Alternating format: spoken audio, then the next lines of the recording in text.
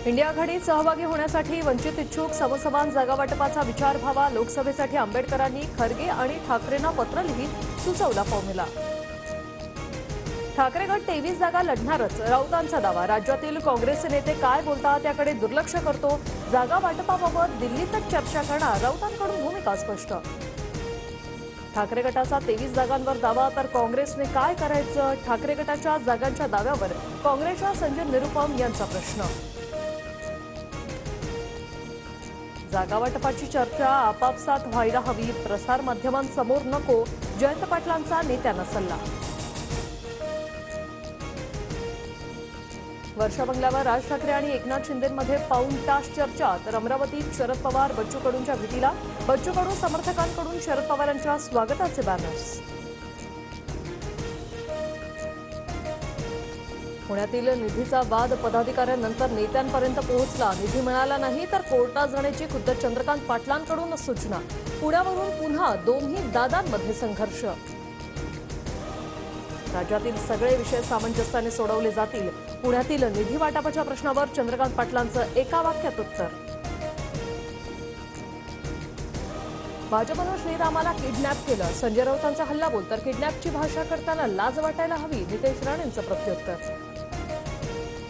राज्यभरात 18 ते 22 जानेवारी दरम्यान राम प्रतिष्ठापना उत्सव साजरा केला जाणार। मुख्यमंत्री आणि उपमुख्यमंत्र्यांच्या बैठकीत निर्णय। मुंबईतून आरक्षण घेऊनच येणार, अन्यथा मरण पत्करणार। 20 जानेवारीपासूनच्या मुंबई दौऱ्यावर जरांगे पाटील ठाम। अंतरवाली सराटीतून बीड, नगर, पुणे मार्गे मुंबईचा दौरा। देशातल्या सर्व संस्थांवर भाजपचा कब्जा, ईडी सीबीआयचा धाक दाखवून दबाव टाकण्याचा प्रयत्न। नागपुरातल्या सभेतून राहुल गांधींचा हल्लाबोल। नागपुरात काँग्रेसची सूक्ष्म रॅली, राहुल गांधींना ऐकण्यासाठी कुणीही आलं नव्हतं। फडणवीसांची काँग्रेसच्या सभेवर टीका।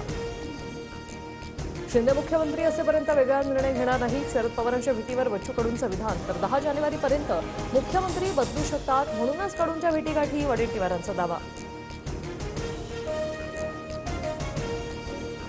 लोकसभेसाठी 1-2 नव्हे तर आम्हाला 3 ते 4 जागा हव्या, बच्चू कडूंचा दावा। जिथे आमचं चांगलं होईल तेच आम्ही पाहणार असल्याचं विधान। सुनील केदार यांची नागपूरच्या सेंट्रल जेलमध्ये रवानगी, जिल्हा बँक घोटाळा प्रकरणात 5 वर्षांची शिक्षा। सुनील केदारांच्या जामिनावर आता 30 डिसेंबरला निर्णय। गुणरत्न सदावर्तेनं अजून एक धक्का, निकष न पाळल्यानं सदावर्तेंचा मेहुणा सौरभ पाटीलची एसटी बँक व्यवस्थापकीय पदावरून हकालपट्टी, पुणे सहकार आयुक्तांची कारवाई। सरकारमधूनच सदावर्तेंवर कुणाचे तरी वरद हसतं, त्याशिवाय एसटी बँकेत गैरकारभार शक्य नाही। शिंदे गटाचेच नेते आनंदराव अडसुळांचा आपल्या सरकारला घरचा आहे। नाशिकच्या दहशतवादी मॉड्यूल प्रकरणात 6 मुख्य आरोपींविरुद्ध आरोपपत्र दाखल।